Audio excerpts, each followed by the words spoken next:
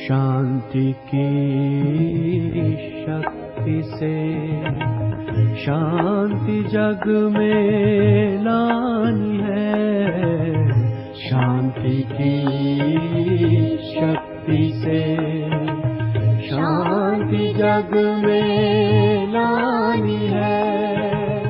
शांत मन हो तन हो शीतल, शांत मन हो तन हो शीतल, ऐसी दुनिया बनानी है। शांति की शक्ति से शांति जग में लानी है। शांति की शक्ति से।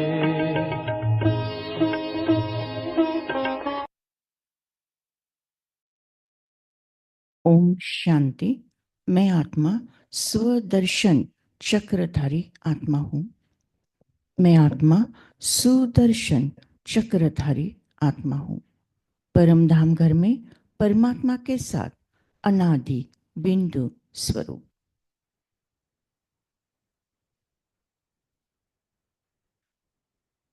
सतयुग में सोने के महल में आदि देवता स्वरूप।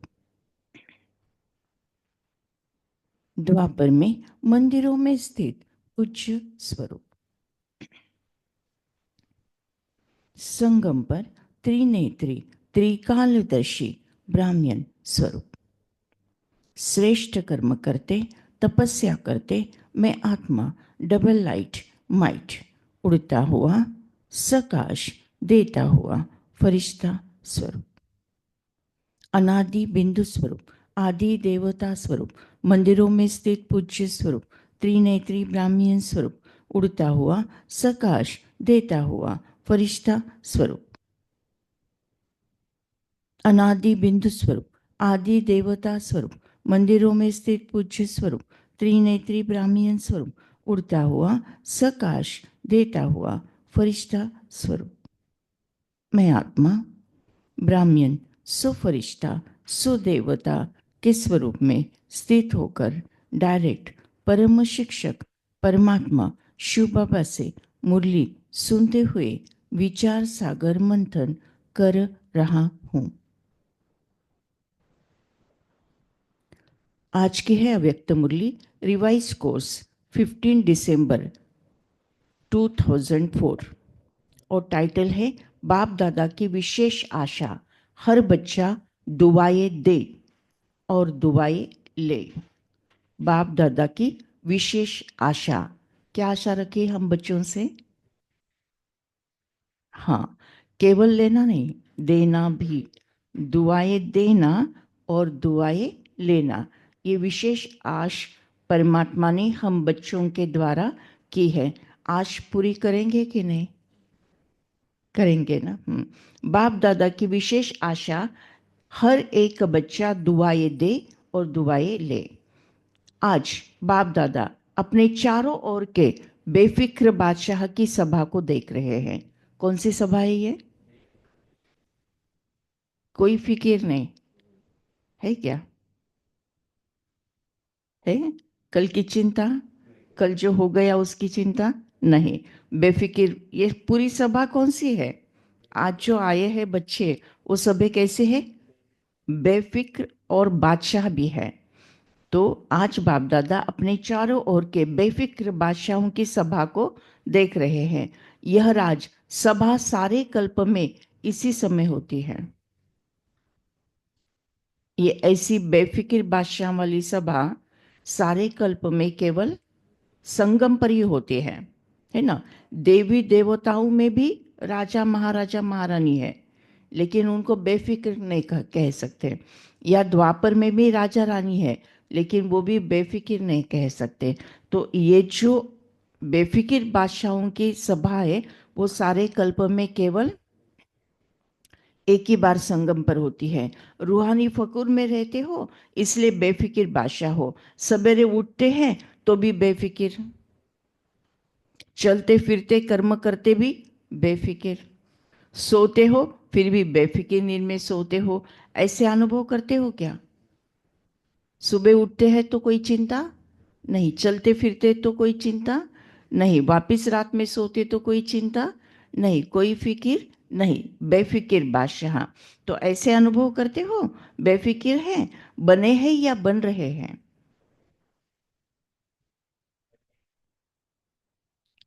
सच में बने? सच में बने, कोई चिंता नहीं? हाँ, तो बने हैं या बन रहे हैं? बन गए हैं ना, बन गए हैं ना।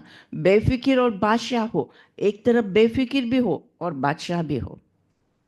नहीं, कोई तो भी मूर्ख लोग भी होते ना जिसको कोई चिंता नहीं रहती, ऐसे भी होते, लेकिन ऐसे हम बच्चे नहीं है, बेफिक्र भी है और बादशाह भी है। स्वराज्य अधिकारी, इन कर्मेंद्रिय के ऊपर राज्य करने वाले बेफिक्र बादशाह हो, अर्थात स्वराज्य अधिकारी हो। बेफिक्र यानी कोई फिक्र नहीं, और बादशाह यानी राजा। बादशाह यानी राजा, यानी स्वराज्य अधिकारी, मैं राजा आत्मा हूँ। जैसे और एक शब्द परमात्मा हमें समझाते हैं ना, अम, बेफिक्र बादशाह, है ना, ऐसा भी एक शब्द। और को राजा आत्मा, है ना, नहीं, राज ऋषि, ये भी एक शब्द है ना, दो अर्थ है। राज ऋषि, राजा भी है और ऋषि भी है। राजा यानी स्वराज्य अधिकारी है और ऋषि यानी तपस्या करने वाला है ना, राज ऋषि, वैसा ही ये शब्द है। बेफिक्र बादशाह, बेफिक्र कोई चिंता भी नहीं है, और बादशाह भी है यानी राजा भी है, यानी स्वराज्याधिकारी भी है। तो दोनों का कॉम्बिनेशन जहाँ होता है वहाँ बेफिक्र बादशाह अर्थात स्वराज्याधिकारी हो। तो ऐसी सभा आप बच्चों की ही है। कोई फिक्र है कोई फिक्र? क्योंकि अपने सारे फिक्र आपने बाप को दे दिए हैं, बोझ उतर गया है। फिक्र खत्म और बेफिक्र बादशाह बन गए हैं, अमूल्य जीवन अनुभव करते हो। सबके सिर पर पवित्रता का ताज स्वतः ही चमकता है। बेफिक्र के ऊपर लाइट का ताज है। अगर कोई फिक्र रहती है तो फिर बोझ अपने ऊपर उठा लेते हैं, तो मालूम है सिर पर क्या आ जाता है? बोझ के टोकरे। भगवान समझाते, ये जो मस्तक है, मस्तक के ऊपर या तो ताज रहेगा नहीं तो टोकरी रहेगी। आपको क्या अच्छा लगता है? सच में ना, टोकरी नहीं ना। हाँ, हाँ। तो भगवान समझाते अभी वो टोकरा वगैरह नहीं, वो बोझ नहीं, ये तो ताज रहेगा। तो सोचो, ताज और टोकरे दोनों सामने लाओ, क्या अच्छा लगता? हम्म, टोकरे अच्छे लगते या लाइट का ताज अच्छा लगता? बोलो। हाँ, टीचर क्या अच्छा लगता है? ताज अच्छा लगता है ना। सभी कर्मेंद्रियों के ऊपर राज्य करने वाले बादशाह हो। पवित्रता लाइट का ताजधारी बनाती है। इसीलिए आपके यादगार जड़ चित्रों में डबल ताज दिखाया है। डबल ताज दिखाया है, एक है पवित्रता का और दूसरा है राज्य अधिकारी का।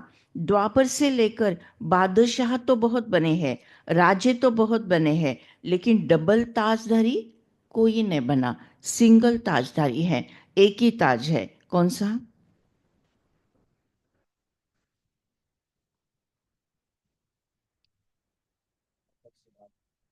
हाँ, नहीं, सतयुग त्रेता में डबल ताज। कौन से?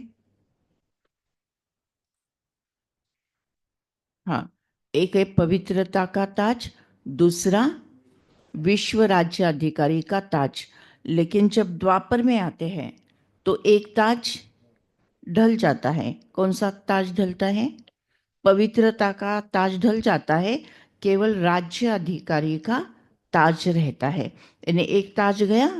हम्म, तो भगवान समझाते पवित्रता लाइट का ताजधारी बनाती है। इसीलिए आपके यादगार जड़ चित्रों में डबल ताज दिखाया है। द्वापर से लेकर बादशाह तो बहुत बने, राजे तो बहुत बने, लेकिन डबल ताजधारी नहीं, सिंगल ताजधारी।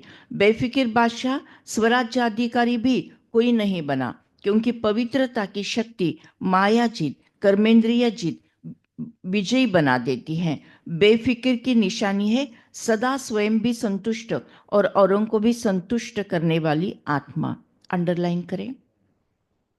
बेफिक्र बादशाह बनने की निशानी भी भगवान समझाते हैं और बेफिक्र बादशाह बनने की विधि भी भगवान समझाते हैं। नंबर 1, पहले भगवान ने समझाया बेफिक्र बादशाह की क्या परिभाषा है, उसका यथार्थ अर्थ क्या है। एक तो बेफिक्र यानी कोई चिंता नहीं, और बादशाह यानी स्वराज्याधिकारी राजा। फिर भगवान ने समझाया जब बेफिक्र होते हैं तो लाइट का ताज होता है, डबल ताज होता है सत्युग त्रेता में। फिर वो पवित्रता का ताज होना चाहिए, या तो सर पर ताज होगा या तो टोकरा होगा। कौन सा अच्छा लगता? ताज अच्छा लगता। फिर ये पक्का हो गया। फिर भगवान अभी समझाते हैं कि बेफिक्र बादशाह हो, लेकिन निशानी क्या है? नोट डाउन करें। निशानी सदा स्वयं भी संतुष्ट, सदा स्वयं भी संतुष्ट और औरों को भी संतुष्ट करने वाले। केवल अकेले संतुष्ट नहीं कि मैं हंस रही हूँ, मैं खुश हूँ, मुझे कोई टेंशन नहीं, ऐसा नहीं। दूसरों को भी, जो जो हमारे संबंध संपर्क में आते हैं, सबको क्या करना है? संतुष्ट करने वाली आत्मा। तो बेफिक्र बादशाह की निशानी सदा स्वयं भी संतुष्ट और औरों को भी संतुष्ट करने वाले। कभी भी कोई अप्राप्ति है नहीं जो असंतुष्ट हो। जहाँ अप्राप्ति है वहाँ असंतुष्टता है, जहाँ प्राप्ति है वहाँ संतुष्टता हो। तो ऐसे बने हैं, चेक करो। सदा सर्व प्राप्ति स्वरूप संतुष्ट है। गायन भी है ना, अप्राप्त नहीं कोई वस्तु देवताओं के नहीं ब्राह्मणों के खजाने में। अप्राप्त नहीं कोई वस्तु ब्राह्मणों के खजाने में। संतुष्टता जीवन का श्रृंगार है, श्रेष्ठ वैल्यू है। तो संतुष्ट आत्माएं हो ना। तो बेफिक्र बादशाह बनने की निशानी क्या? स्वयं भी संतुष्ट और औरों को भी संतुष्ट करना। संतुष्ट कब होते हैं? जब प्राप्ति होती है।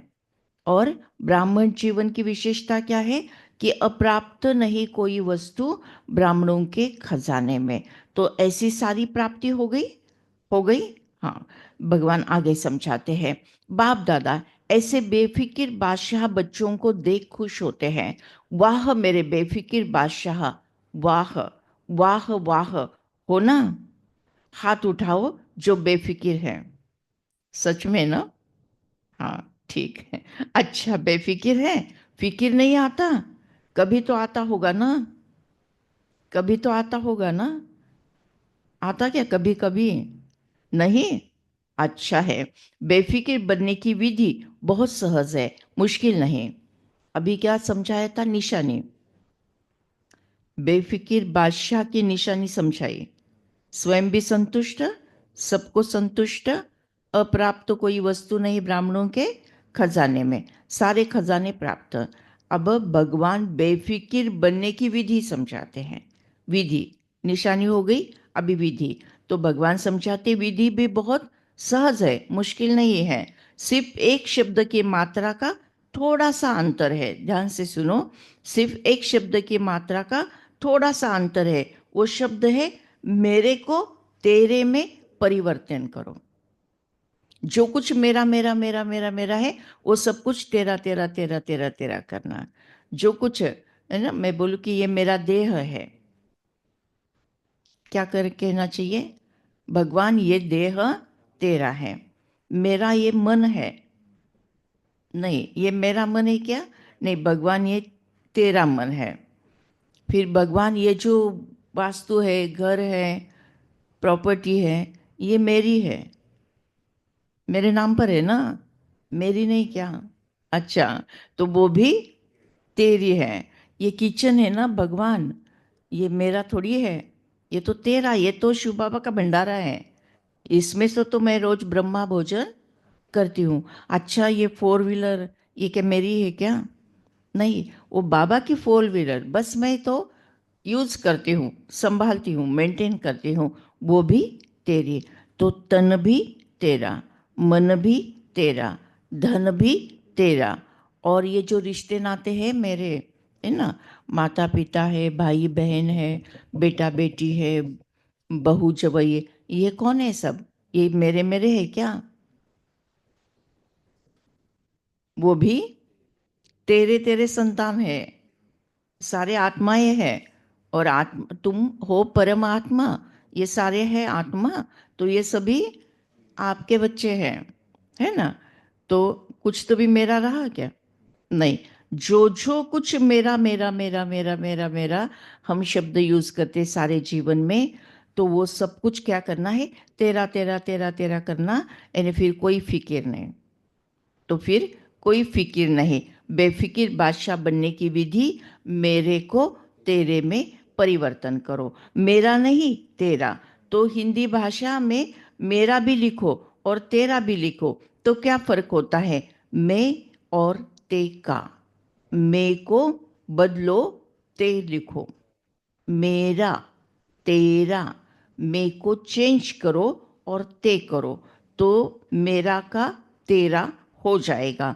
लेकिन फर्क कितना हो जाता है? तो आप सब मेरे मेरे वाले हो या तेरे तेरे वाले हो? अच्छा, सच क्या? अच्छा, मेरे को तेरे में परिवर्तन कर लिया, नहीं किया हो तो कर लो, नहीं किया हो तो कर लो। मेरा मेरा अर्थात दास बनने वाला, उदास बनने वाला, माया के दास बन जाते हैं ना, तो उदास हो गए ना। उदासी अर्थात माया के दासी बनने वाले, तो आप माया जीत हो, माया के दास नहीं। तो उदासी आती है, कभी कभी टेस्ट लेते हो, क्योंकि 63 जन्म उदास रहने का अभ्यास है ना, तो कभी कभी वो इमर्ज हो जाती है। इसीलिए बाप दादा ने क्या कहा? हर एक बच्चा बेखिफिर बादशाह हो। समझो टेंशन भी आया तो भी किसका है?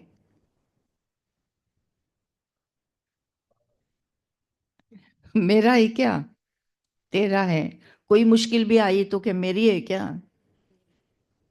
किसकी मुश्किल है? वो भी तेरी, चिंता भी तेरी, टेंशन भी तेरा। कोई बीमारी है तो मेरी है क्या? वो बीमारी भी तेरी, सब कुछ तेरा।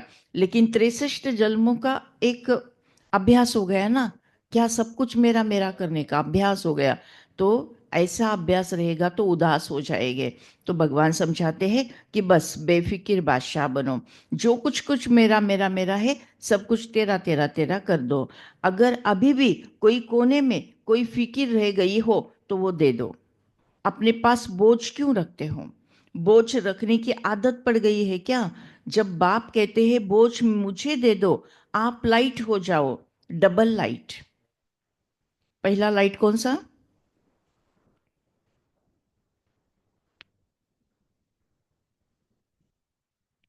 मैं, हाँ, पहला लाइट रोशनी, रोशनी का अर्थ मैं आत्मा ही रोशनी हूं, है ना? ये पक्का। और दूसरा लाइट हल्का। तो जो बोझ आपने पकड़ के रखा है ना, वो क्या करो? तेरा तेरा करके बस हल्का हो जाओ। तो क्या बनेंगे? Double light. डबल लाइट अच्छा लगता या बोझ अच्छा लगता? डबल लाइट अच्छा लगता।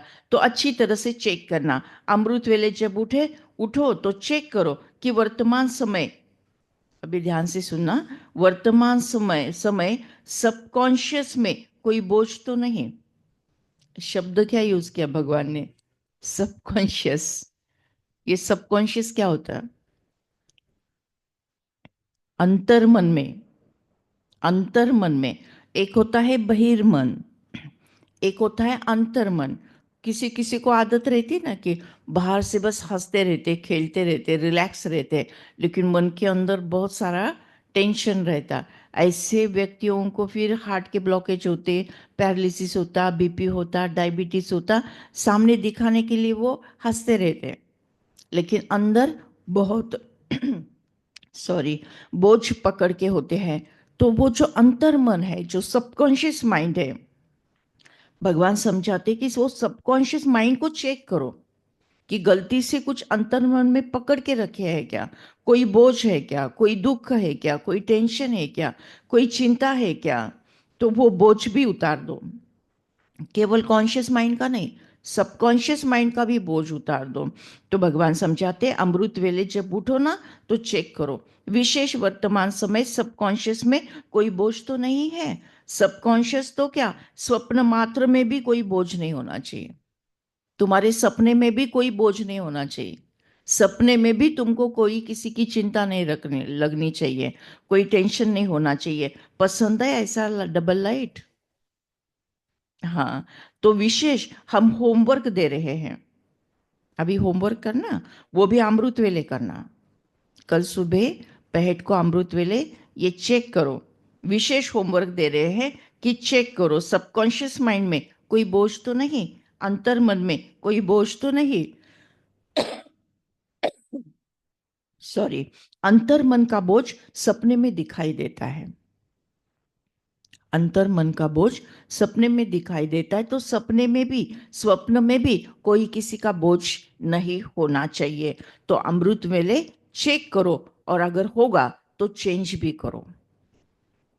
बोझ होगा अंतर मन में तो चेंज करो, यानी इमीडिएट मेरे को तेरे में परिवर्तित कर दो। जो बोझ है, जो चिंता है, वो सब भगवान को दे दो। तो चेक करना तो आता है ना, आता है ना, लेकिन चेक के साथ फिर चेक नहीं, सिर्फ चेक नहीं करना, चेंज भी करना। मेरे को तेरे में चेंज कर देना, मेरा मेरा नहीं, तेरा तेरा करना। तो चेक करो और चेंज करो, क्योंकि बाप दादा बार बार सुना रहे हैं, समय और स्वयं दोनों को देखो। अभी क्या करना है, किसको देखना है? समय को भी देखो, क्योंकि महापरिवर्तन का समय है। समय आगे आगे दौड़ रहा है और हमारा पुरुषार्थ स्लो चल रहा है। समय आगे आगे दौड़ रहा है और हमारा पुरुषार्थ स्लो चल रहा है, तो मैच नहीं होगा, मैच नहीं होगा। तो भगवान समझाते हैं, समय और स्वयं दोनों को देखो, समय की रफ्तार भी देखो और स्वयं की रफ्तार भी देखो। फिर ये नहीं कहना कि हमको तो पता ही नहीं था समय इतना तेज चल रहा है। कई बच्चे समझते हैं कि अभी थोड़ा ढीला पुरुषार्थ किया ना चल जाएगा।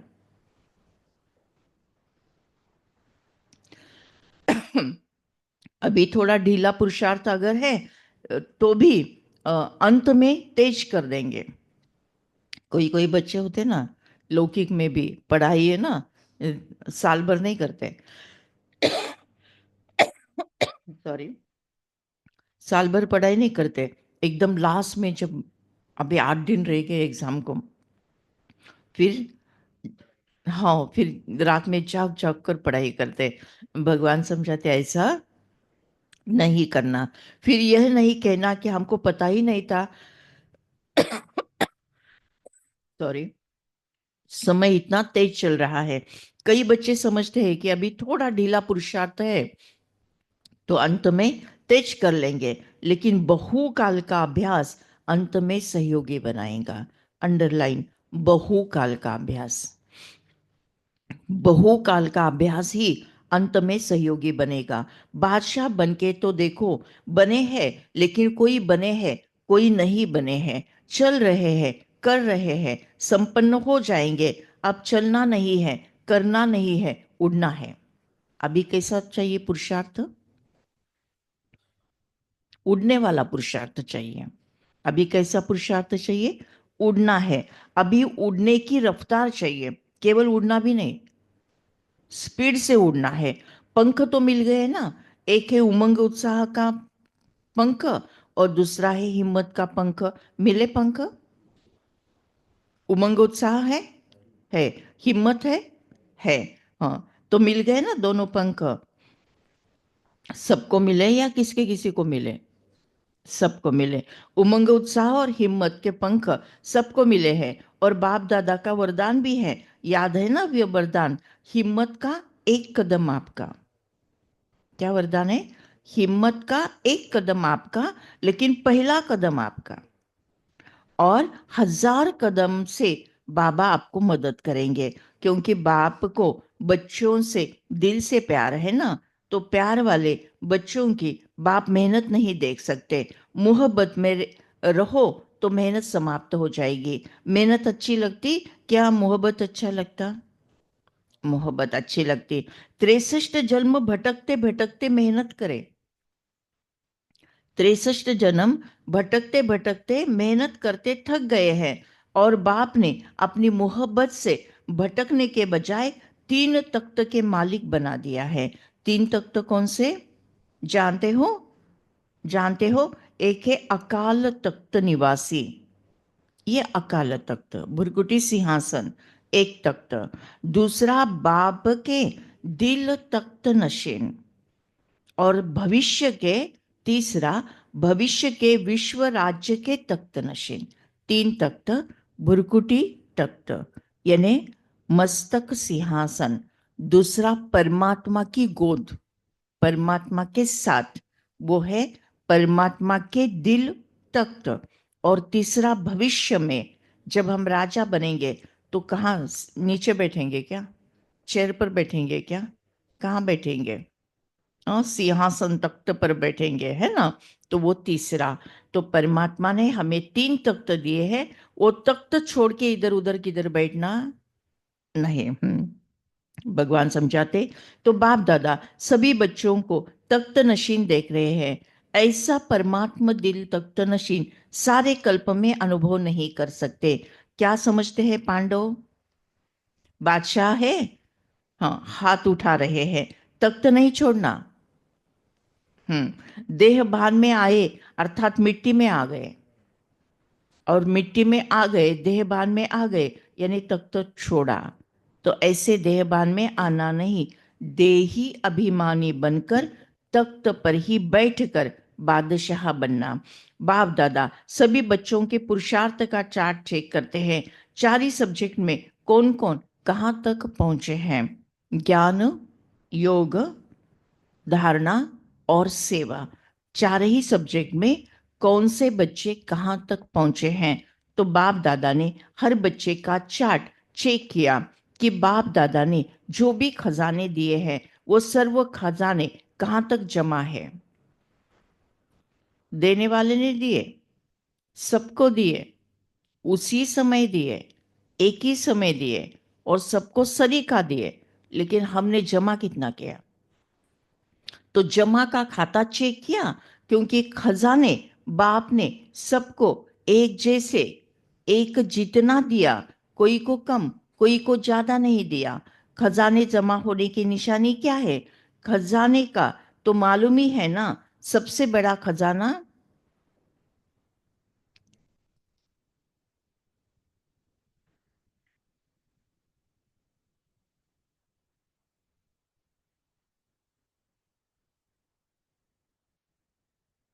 सबसे बड़ा खजाना है श्रेष्ठ संकल्प का खजाना। संकल्प से ही सिद्धि होती है। संकल्प, ब्रह्मा के संकल्प से ही सतयुग की स्थापना होती है। तो सबसे श्रेष्ठ संकल्प कौन सा? सबसे बड़ा खजाना कौन सा? सबसे बड़ा खजाना श्रेष्ठ संकल्पों का खजाना। तो हर संकल्प के आधार पर हर एक का जीवन बनते जाता है। आधार संकल्प है, बीज संकल्प है, और पेड़ जीवन है। तो सबसे बड़ा खजाना है श्रेष्ठ संकल्पों का खजाना। संकल्प भी खजाना है, तो वर्तमान समय भी बहुत बड़ा खजाना है, क्योंकि वर्तमान समय में जो कुछ प्राप्त करने चाहे, जो वरदान लेने चाहे, जितना अपने को श्रेष्ठ बनाने चाहे, उतना अभी बना सकते हो। अब नहीं तो कब नहीं। जो भी खजाने भगवान ने हमें दिए हैं, जो भी ईश्वरी खजाने मिले हैं, वो केवल कब, कौन से युग में मिलते हैं? केवल संगम पर मिलते। और अब नहीं मिले तो पूरे कल्प में कभी भी नहीं मिलेंगे। तो अभी जो ईश्वरी खजाने हमें मिलते हैं, तो उसमें सबसे बड़ा खजाना श्रेष्ठ संकल्पों का खजाना, फिर समय का खजाना, ज्ञान का खजाना, गुणों का खजाना, शक्तियों का खजाना, और दुआओं का खजाना। लिख लेना, सबसे बड़ा खजाना श्रेष्ठ संकल्प का खजाना, दूसरा समय का खजाना, तीसरा ज्ञान का खजाना, चौथा गुणों का खजाना, पांचवा शक्तियों का खजाना और छठा दुआओं का खजाना। उसमें और भगवान समझाते हैं कि गुण यानी 7 गुणों का खजाना, गुण यानी 7 गुणों का खजाना, शक्ति यानी 8 शक्तियों का खजाना, मिलाकर कितने हुए? देखो लिखना, संकल्पों का खजाना, समय का खजाना, ज्ञान का खजाना, 7 गुणों का खजाना, 8 शक्तियों का खजाना, दुआओं का खजाना। इतने सारे खजाने संगम पर परमपिता परमात्मा हम बच्चों को दे रहे हैं। उन्होंने दिया, सबको दिया, एक सरीका दिया, एक ही समय दिया, लेकिन आपने जमा कितना किया? हर आत्मा ने अपने अपने योग्यता प्रमाण जमा किया है। तो परमात्मा समझाते, चेक करो हम आत्माओं ने, हम सभी इंडिविजुअल आत्मा ने कितना कितना जमा किया है, जमा का खाता कितना है, चेक करो। अगर कम है तो भरो, क्योंकि अब नहीं तो कब नहीं, अब नहीं तो कब नहीं। तो भगवान ने समझाया, जैसे संकल्प के खजाने को व्यर्थ गवाना अर्थात अपने प्राप्तियों को गवाना है, ऐसे ही समय के 1 सेकंड को भी व्यर्थ गवाया। संगम युग का 1 सेकंड कई वर्षों का प्रारब्ध क्रिएट करता है। तो कितना मूल्यवान है, अमूल्य है। तो 1 सेकंड भी उसका गवाना नहीं। संगम के 1 सेकंड में परमात्मा परमधाम घर से धरा पर आते हैं। संगम युग के 1 सेकंड में आत्मा एक शरीर छोड़ दूसरे शरीर में प्रवेश करती है। संगम के 1 सेकंड में आत्मा यहां से निकलकर 7 समंदर पार 1 सेकंड में चली जाती है। तो 1 सेकंड में, संगम के 1 सेकंड में अनेक वर्षों का प्रारब्ध करने की क्रिएटिविटी है। तो 1 सेकंड गवाया यानी बहुत कुछ गवाया है। तो भगवान समझाते, अब नहीं तो कब नहीं। जैसे संकल्प के खजाने को व्यर्थ गवाना अर्थात अनेक प्राप्तियों को गवाना है, ऐसे ही समय के 1 सेकंड को भी व्यर्थ गवाया तो सफल नहीं होंगे, सब कुछ गवाया। साथ में ज्ञान का खजाना, सत्य ईश्वरीय ज्ञान, मैं आत्मा हूं ये ज्ञान, परमात्मा का यथार्थ परिचय वो ज्ञान, सृष्टि के आदि मध्य अंत का वो ज्ञान, कर्मों की गुह्य गति का ज्ञान, ये सारा ज्ञान का खजाना। फिर गुणों का खजाना, 7 गुणों का खजाना, शक्तियों का खजाना, 8 शक्तियों का खजाना, और हर आत्मा और परमात्मा के पास हो परमात्मा द्वारा दुआओं का खजाना। तो इतने सारे खजाने जमा है, और कितने जमा है? सबसे सहज पुरुषार्थ में दुआएं दो और दुआएं लो, सुख दो और सुख दो लो, न दुख दो न दुख लो। ऐसे नहीं कि दुख दिया नहीं लेकिन ले लो, तो भी दुख तो लेते हैं ना, बच्चे लेते हैं ना। किसी ने दिया दुख, तो चॉइस है कि नहीं तुम्हारे पास, लेना नहीं लेने का है। यूज करते कि नहीं करते?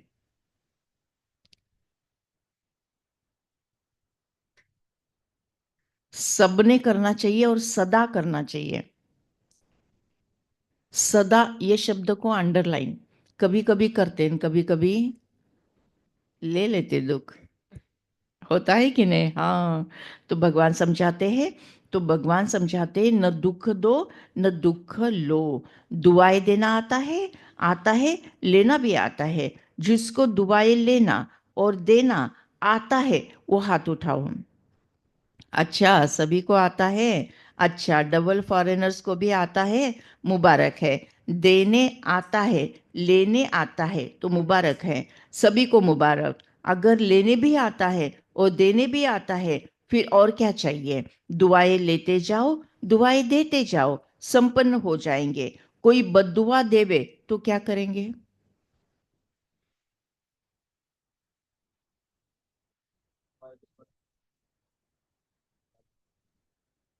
कोई गाली देंगे तो क्या करेंगे?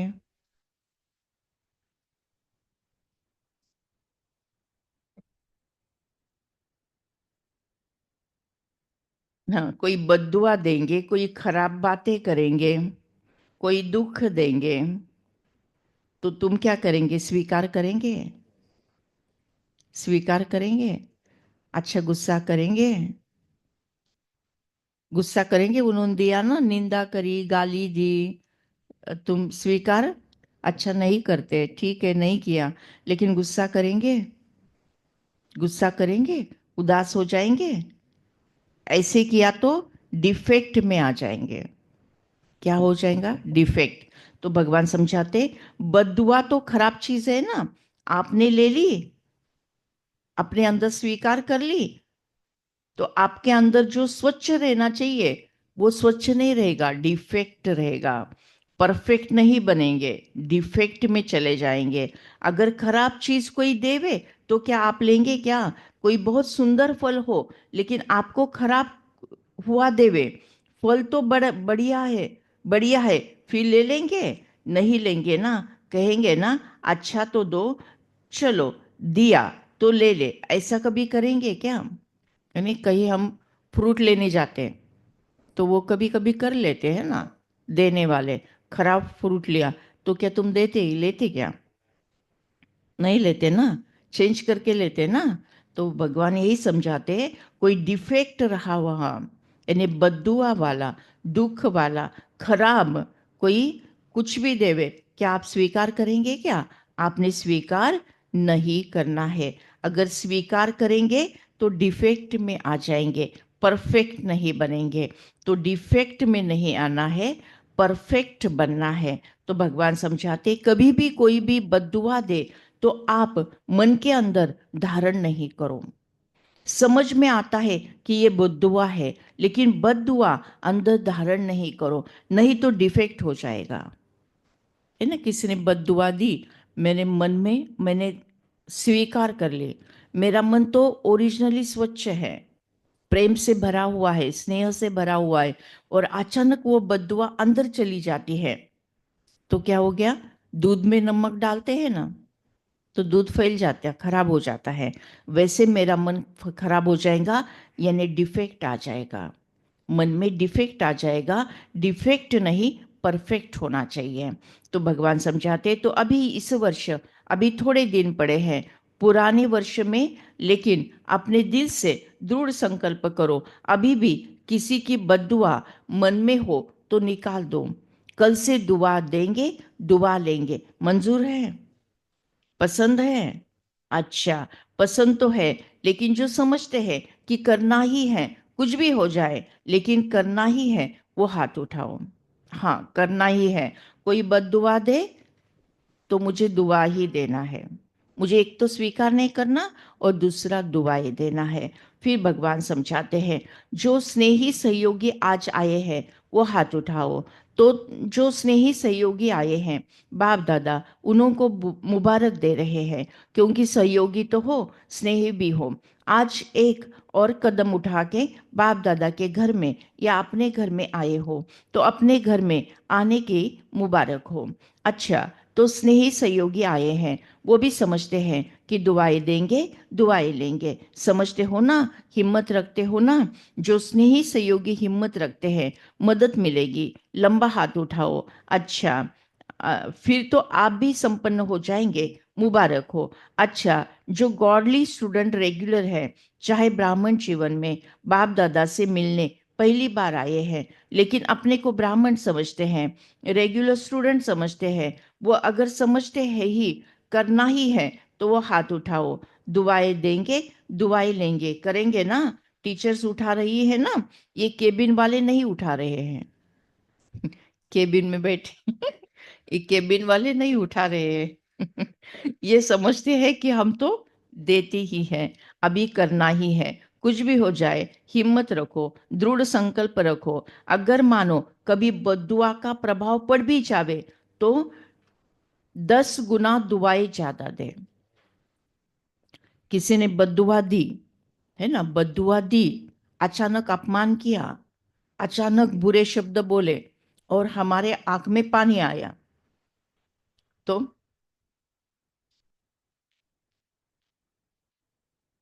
बद्दुआ के प्रभाव में आ गए ना, बद्दुआ के प्रभाव में आ गए ना, तो भगवान सॉल्यूशन बताते हैं।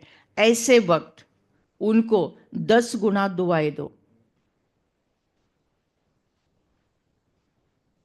मुश्किल है क्या, सहज है? अभ्यास, बहुकाल का अभ्यास। उसने गाली दी, निंदा की, बद्दुआ दी, गलत शब्द बोला, बड़े सभा में अपमान किया, आंख में पानी नहीं आना चाहिए, या गुस्सा भी नहीं करना चाहिए, या डिस्टर्ब भी नहीं होना चाहिए। डिस्टर्ब होंगे तो डिफेक्ट में चले जाएंगे। तो क्या करो, ऐसी आत्मा को इमीडिएट 10 गुना दुआई दो।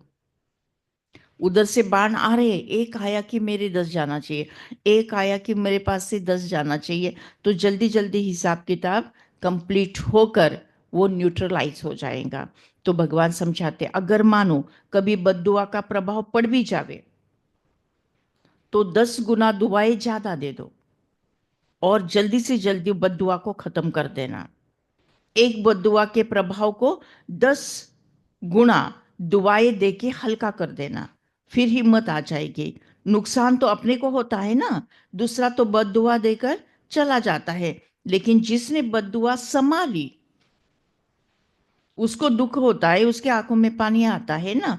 लेने वाला कि देने वाला, कौन ज्यादा दुखी होता? देने वाला तो देकर चला जाता, लेकिन जो बद्दुआ स्वीकार करता है उसके आंख में पानी आता है, वो दुखी हो जाता है ना। तो देने वाला भी होता है, लेकिन लेने वाला ज्यादा दुखी होता है। देने वाला तो अलबेला होता है, वो तो देकर चला जाता है, लेकिन लेने वाला दुखी बन जाता है। तो ऐसे वक्त क्या सोल्यूशन है? हाँ, 10 गुना को अंडरलाइन करो। गाली दी, हम महिमा करें कितनी? 10 टाइम ज्यादा। सॉरी। आज बाप दादा अपने दिल की विशेष आशा सुना रहे हैं। बाप दादा भी सभी बच्चों के प्रति, एक एक बच्चे के प्रति, चाहे देश चाहे विदेश में है, चाहे सहयोगी है, क्योंकि सहयोगियों को भी परिचय तो मिला है ना।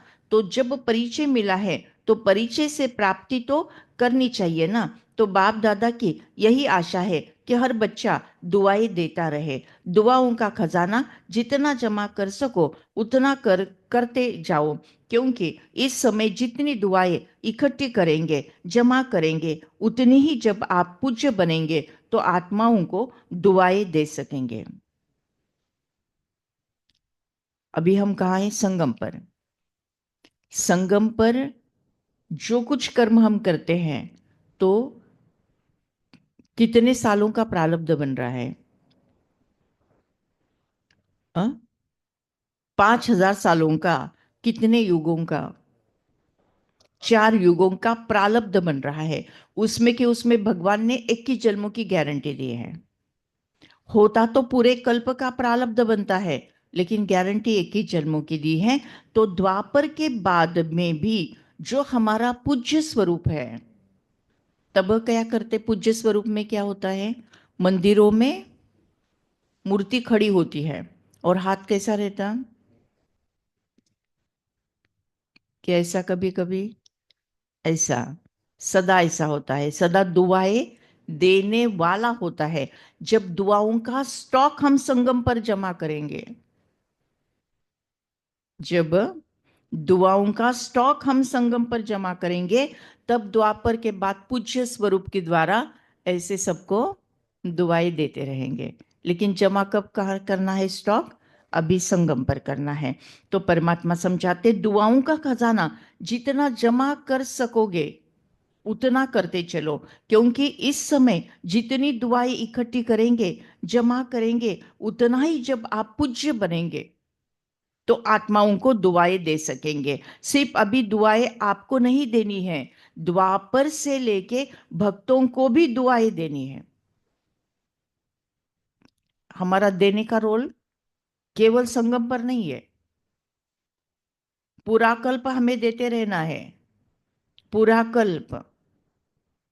क्योंकि पूज्य स्वरूप जो है, कितना समय चलता पूज्य स्वरूप?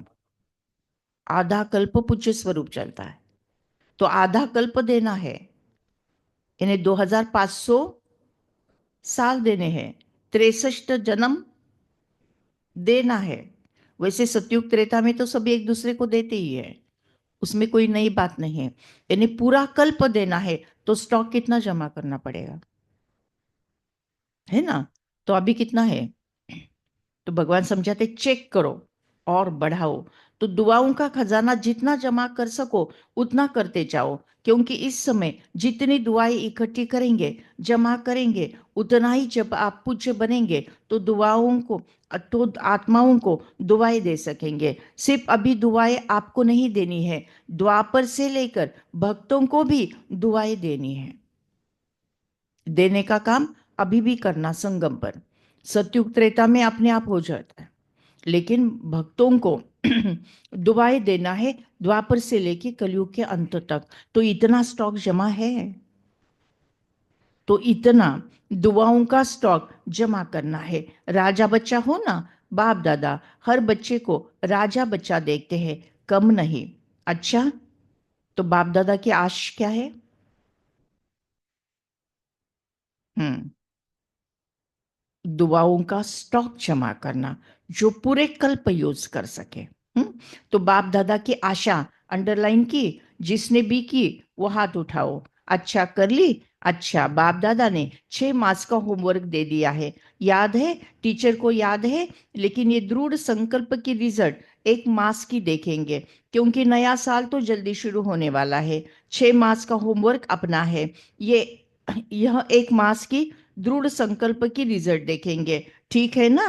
टीचर 1 मास ठीक है ना? पांडव ठीक है ना? अच्छा, जो पहली बार मधुबन पहुंचे हैं वो हाथ उठाओ। बहुत अच्छा। देखो, बाप दादा को सदा नए बच्चे बहुत प्यारे लगते हैं, लेकिन नए बच्चे जैसे वृक्ष होता है ना, उसमें छोटे छोटे पत्ते निकलते हैं, वो चिड़िया को बहुत प्यारे लगते हैं। ऐसे नए नए बच्चे हैं तो माया को भी नए बच्चे बहुत प्यारे लगते हैं। इसीलिए हर एक जो नए हैं वो हर एक रोज अपनी नवीनता को चेक करना है। आज के दिन अपने में क्या नवीनता लाई, कौन सा विशेष गुण, कौन सी विशेष शक्ति अपने में विशेष धारण की, तो चेक करते रहेंगे, स्वयं को परिपक्व करते रहेंगे तो सेफ रहेंगे, अमर रहेंगे। तो अमर रहना, अमर पद पाना है। अच्छा, चारों ओर के बेफिक्र बादशाहों को, सदा रूहानी फकुर में रहने वाले श्रेष्ठ आत्माओं को, सदा प्राप्त हुए खजाने को जमा खाते में बढ़ाने वाले तीव्र पुरुषार्थ की आत्माओं को, सदा एक समय में 3 प्रकार की सेवा करने वाले श्रेष्ठ सेवाधारी बच्चों को बाप दादा का याद प्यार, पदम पदम पदम गुणा याद प्यार और नमस्ते। हम बच्चों का भी परमात्मा को, बाप दादा को याद प्यार, नमस्ते, गुड मॉर्निंग बाबा, गुड मॉर्निंग वरदान है। सर्व शक्तियों को ऑर्डर प्रमाण अपना सहयोगी बनाने वाले प्रकृति जीत आत्मा भव। कौन सा दिया वरदान? प्रकृति जीत आत्मा भव। वर्तमान समय उसकी जरूरत है, जरूरत है। प्राकृतिक आपदाएं बढ़ती जा रही है और बढ़ने वाली भी है। तो ऐसे समय हमें कौन सी आत्मा बनना है? प्रकृति जीत आत्मा। तो भगवान समझाते सर्व शक्तियों को ऑर्डर प्रमाणे अपना सहयोगी बनाने वाले प्रकृति जीत आत्मा भव। सबसे बड़े से बड़ी दासी प्रकृति है, यानी प्रकृति को दासी कहना, यानी अगर संगम पर नहीं आते थे तो क्वेश्चन मार्क लगता था कि प्रकृति इतनी कुदरत और हमारी दासी बनेगी, है ना, ऐसा। लेकिन सच्चाई भगवान समझाते हैं कि सबसे बड़े से बड़ी दासी प्रकृति है। जो बच्चे प्रकृति जीत बनने का वरदान प्राप्त कर लेते हैं, उनके ऑर्डर प्रमाण सर्वशक्तियां और प्रकृति रूपी दासी स्वतः ही कार्य करती है, अर्थात समय पर सहयोग देती है। लेकिन यदि प्रकृति जीत बनने के बजाय अलबेलेपन के नींद में और अल्पकाल की प्राप्ति के नशे में या वर्त संकल्पों के नाच में मस्त होकर अपना समय गवाते हो, तो शक्तियां ऑर्डर प्रमाण कार्य नहीं कर सकते। इसीलिए चेक करो कि पहले मुख्य संकल्प शक्ति, पहली शक्ति कौन सी है ना। मुरली की शुरुआत में भी भगवान ने यही समझाया था कि सबसे बड़ा खजाना श्रेष्ठ संकल्पों का खजाना।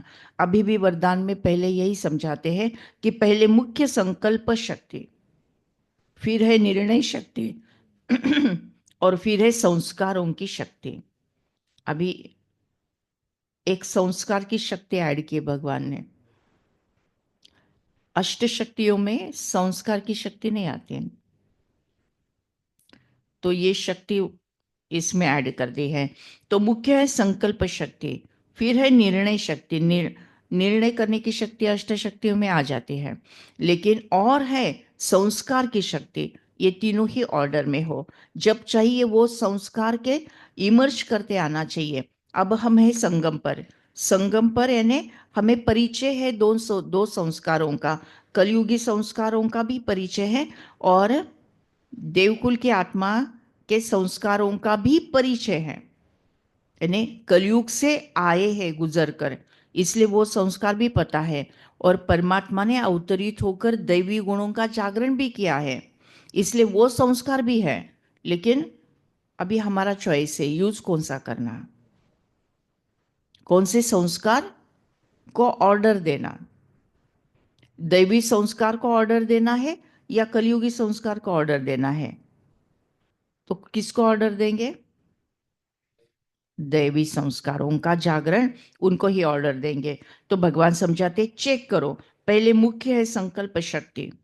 हर संकल्प श्रेष्ठ हो, शुद्ध हो, शुभ हो, शक्तिशाली हो, समर्थ हो, ऐसा है।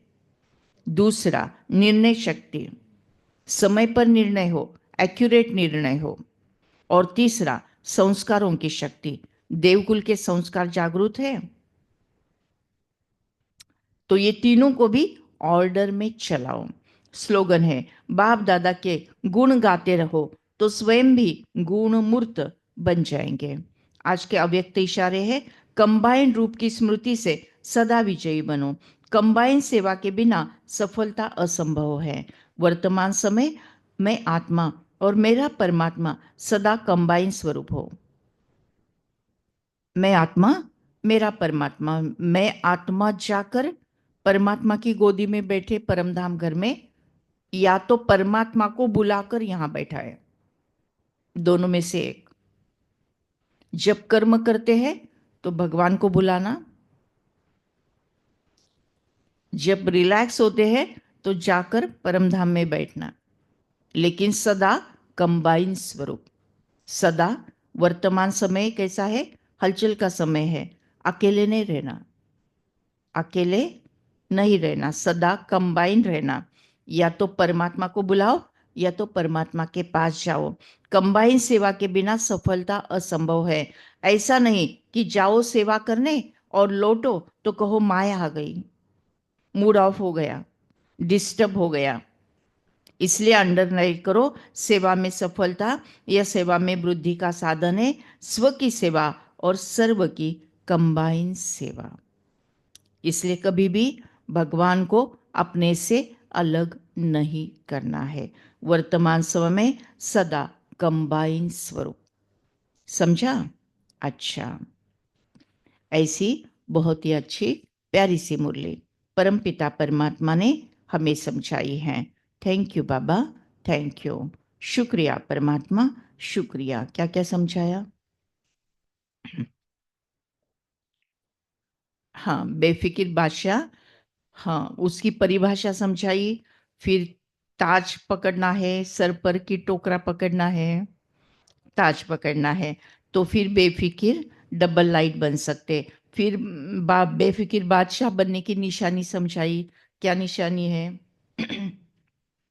स्वयं भी संतुष्ट और सबको भी संतुष्ट करना, ये निशानी है। फिर विधि समझाई। बेफिकिर बादशाह की विधि क्या है? मेरे को तेरे में परिवर्तन करना, जो जो कुछ मेरा मेरा है वो सब कुछ तेरा करना, इतना तेरा करना कि सबकॉन्शियस माइंड भी चेक करना, ऊपर ऊपर नहीं करना, है ना, अंदर अंदर कोने कोने में जाकर चेक करना। सबकॉन्शियस माइंड भी चेक करो, कोई बोझ है क्या? अरे सपने में भी चेक करो, कोई प्रॉब्लम है क्या, वो भी दे दो दे दो दे दो दे दो, तो बेफिक्र बनेंगे। फिर और क्या भगवान ने समझाया? कि समय और स्वयं को देखो, समय की रफ्तार, स्वयं की रफ्तार देखो। पंख दिए है ना, किसके लिए दिए पंख? सोने के लिए कि उड़ने के लिए? अच्छा, उड़ने के लिए दिए। उड़ते हैं क्या, सोते हैं? हाँ। कौन से पंख हैं? उमंग उत्साह के और हिम्मत के। और तुमको पंख भी दिए, तुमको तख्त भी दिए। 2 पंख दिए, 3 तख्त दिए। तो बैठना है तो तख्त पर बैठना, नहीं तो सदा उड़ना। मंजूर है? मंजूर है। तो कौन से 3 तख्त दिए? नंबर 1 भुरकुटी सिंहासन, दूसरा परमात्मा दिल तख्त, और तीसरा भविष्य का विश्व राज्य अधिकारी। बस इसके सिवा और किधर मिट्टी में वगैरह बैठना नहीं, खराब होना नहीं। फिर भगवान ने समझाया कि जमा का खाता चेक करना, अब नहीं तो कब नहीं। कौन से खाते हैं? एक तो श्रेष्ठ संकल्प का खजाना, सबसे बड़ा खजाना। फिर समय का खजाना, ज्ञान का खजाना, 7 गुणों का खजाना, अष्ट शक्तियों का खजाना, और दुआओं का खजाना। सभी खजाने जमा करते चलो, जमा करते चलो, जमा करते चलो। फिर एक परिभाषा समझाई, न दुख देना है न दुख लेना है। कोई बद्दुआ दे तो स्वीकार करना नहीं। गलती से भी स्वीकार हो गया और आंखों में आंसू आ गए तो क्या करना? 10 गुना ज्यादा दुआएं दे देना। दुआओं का स्टॉक कितना चाहिए कि जो द्वापर में भी हम दे सके, ने पूरा कल्प चलेगा, इतना दुआओं का स्टॉक जमा करना। कब कर सकते जमा? अभी संगम पर ही कर सकते हैं। ऐसी बहुत ही अच्छी प्यारी सी मुरली परमपिता परमात्मा ने हमें समझाई है। Thank you Baba, thank you. शुक्रिया परमात्मा, शुक्रिया। चलो मेडिटेशन करते हैं। पहला है खजाना, श्रेष्ठ संकल्पों का खजाना। अच्छा, चलो एक है मेरे संग संग चलते बाबा।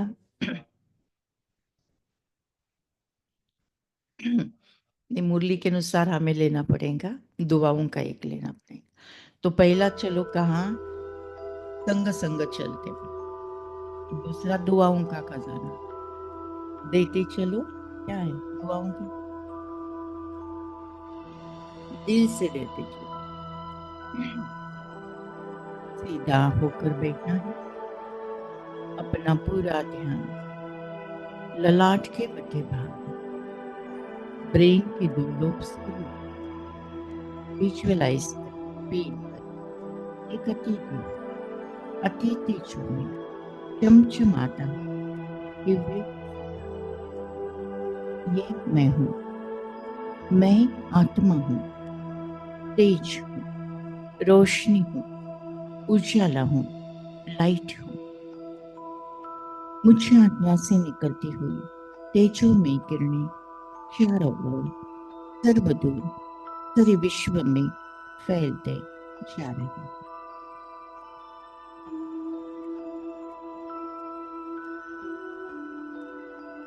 मैं आत्मा बेफिक्र बादशाह हूँ।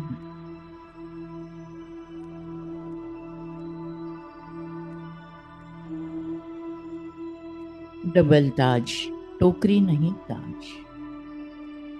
सदा संतुष्ट, स्वयं भी संतुष्ट, सबको भी संतुष्ट करने वाली मैं आत्मा हूँ। बेफिक्र बादशाह आत्मा हूँ। बेफिक्र बनने की विधि मेरा सब कुछ चेंज करना है तेरा। परमात्मा ये तन भी तेरा, मन भी तेरा, धन भी तेरा और जन भी तेरा, श्वास भी तेरा, संकल्प भी तेरा और समय भी तेरा। मैं आत्मा वर्तमान समय सदा परमात्मा के साथ कंबाइन।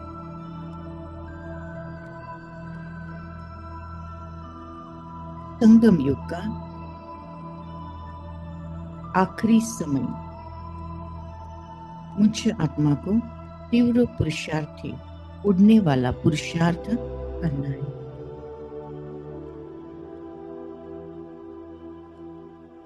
मैं आत्मा सदा ही परमात्मा के साथ कंबाइन, मेरे संग संग चलते बाबा।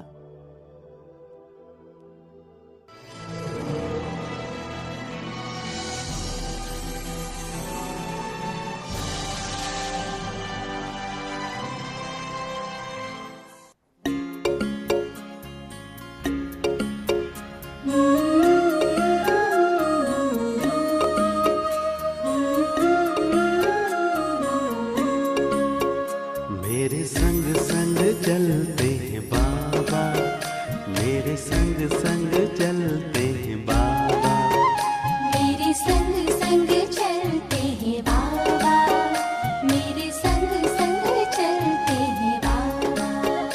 जैसे गगन में चाँद चलता है उनकी किरणों की छाया में दिल हर पल रहता है। जैसे गगन में चाँद चलता है उनकी किरणों की छाया में दिल हर पल रहता है। मेरे संग संग चलते हैं बाबा, मेरे संग संग चलते हैं बाबा, मेरे संग संग चलते हैं बाबा, मेरे संग संग चलते हैं बाबा।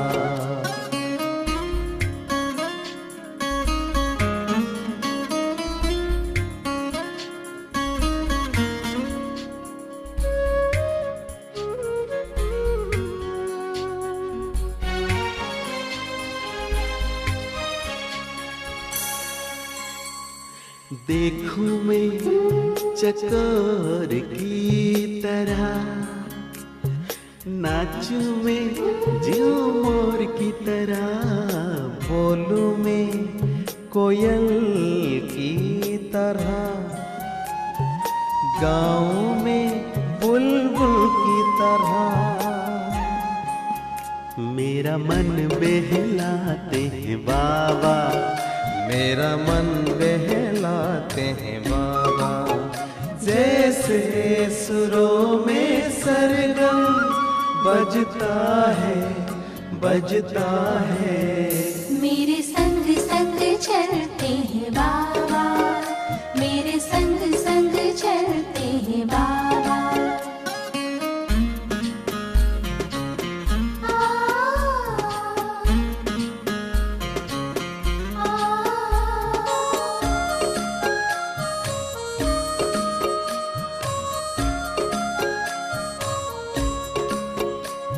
सोचूं मैं भंवरों की तरह, झूमों में लहरों की तरह, चमकूं में जुगनू की तरह,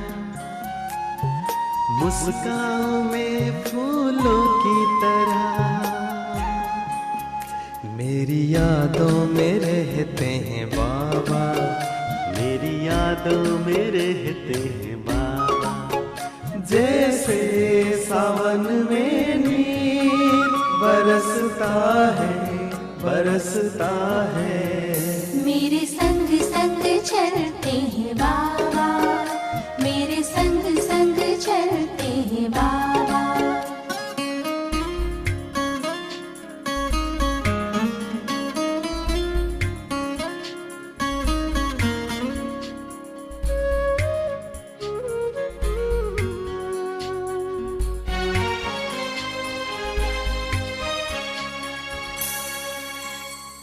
मन की मैं हर एक बात कहूँ, एक पल भी ना मैं दूर रहूं। दिन रात मैं तो यूं ध्यान धरूं, बाबा से ही मैं प्यार करूं।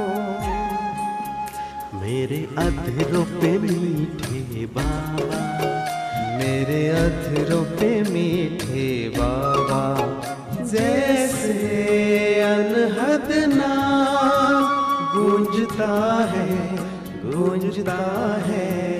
मेरे संग संग चलते हैं बाबा, मेरे संग संग चलते हैं बाबा, मेरे संग संग चलते हैं बाबा, मेरे संग संग चलते हैं बाबा। जैसे गगन में चाँद चलता है, चलता है, उनकी किरणों की छाया में दिल हर पल रहता है। जैसे गगन में चाँद चलता है, चलता है, उनकी किरणों की छाया में दिल हर पल रहता है।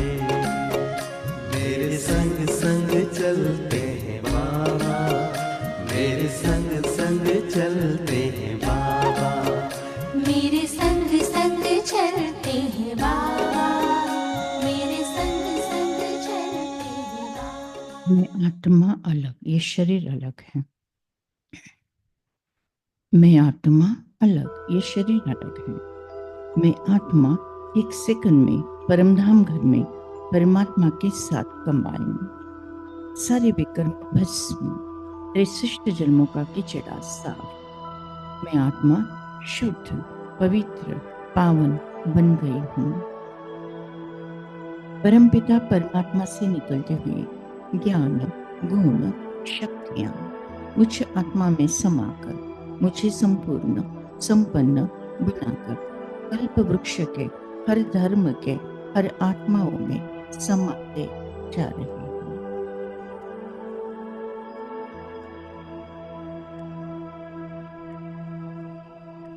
सूक्ष्म वतन में ब्रह्मा विष्णु महेश एडवांस पार्टी की आत्माएं फरिश्ते आत्मा में समाकर स्थूल वतन में विश्व की सारी आत्माएं सारे तत्वों पर परमात्मा एनर्जी बरसने लगी।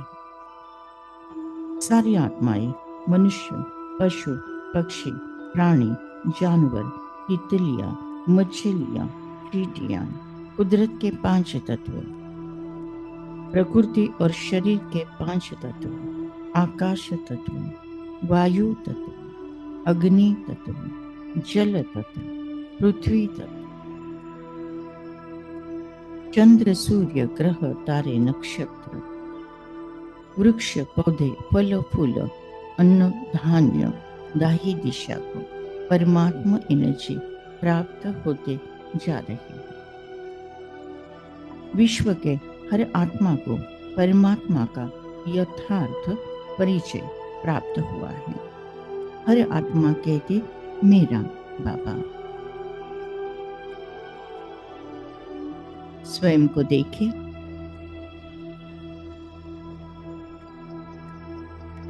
एक चमकता हुआ दिव्य सितारा परमधाम घर में परमात्मा के साथ कंबाइन। परमात्मा से निकलती हुई सारी एनर्जी मुझ आत्मा में समाकर मुझे संपूर्ण संपन्न बनाकर तीनों लोगों में तीनों कालों में प्रवाहित होती जा रही। दिल से देखो, दिल से देते चलो दुआएं, सबका भला हो, सब सुख पाए।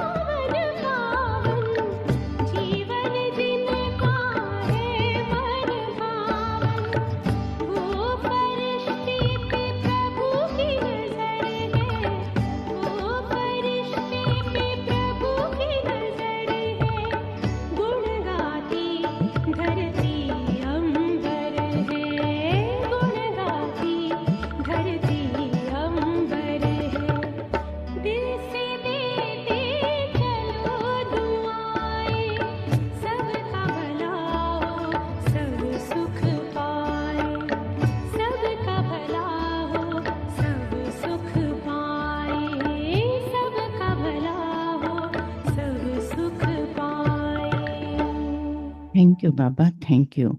शुक्रिया परमात्मा, शुक्रिया।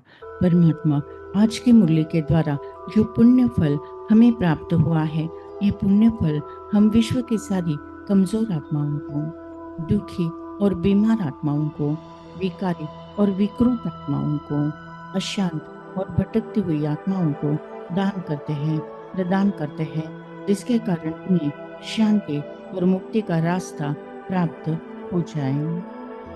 Thank you Baba, thank you. आपने हमें वरदान दिया है कि जहाँ जहाँ मेरी नजर जाएगी, वहाँ वहाँ पवित्रता का बल बढ़कर सर्व का कल्याण होगा। ग्लास पेपर नष्ट मोह नीति लब्धा। इस पेपर में मैं आत्मा 1 सेकंड के अंदर पास विद ऑनर हो जाती हूँ। मुझे किसी से मोह नहीं, ना देह से, न कोई देहदारी से, ना कोई रिश्ते नाते से, ना कोई वैभव प्रॉपर्टी से, ना कोई वस्तु पदार्थ से। बस मुझे स्मृति है कि मैं आत्मा हूँ, मेरा परमात्मा है, अब घर जाना है। हंसते हंसते परमात्मा की याद में स्व इच्छा से अंतमति सोगति होना है। उसके लिए बहुकाल का अभ्यास इस पुरानी दुनिया को देखते हुए नहीं देखना है, सुनते हुए नहीं सुनना है। सदा अचल अडोल, स्टिल स्टेबल स्ट्रॉन्ग, फिर भी खुश रहते हुए सबको प्यार से चलाना है। विनाश काले प्रीत बुद्धि विजयंती। विनाश काले प्रीत बुद्धि विजयंती। हर परिस्थिति पर मेरी ही जीत है, हर परिस्थिति पर मेरी ही जीत है। मैं विजय रत्न आत्मा हूँ, मैं विजय रत्न आत्मा हूँ। सफलता मेरा जन्म सिद्ध अधिकार है, सफलता मेरा जन्म सिद्ध अधिकार है। ओम शांति शांति शांति।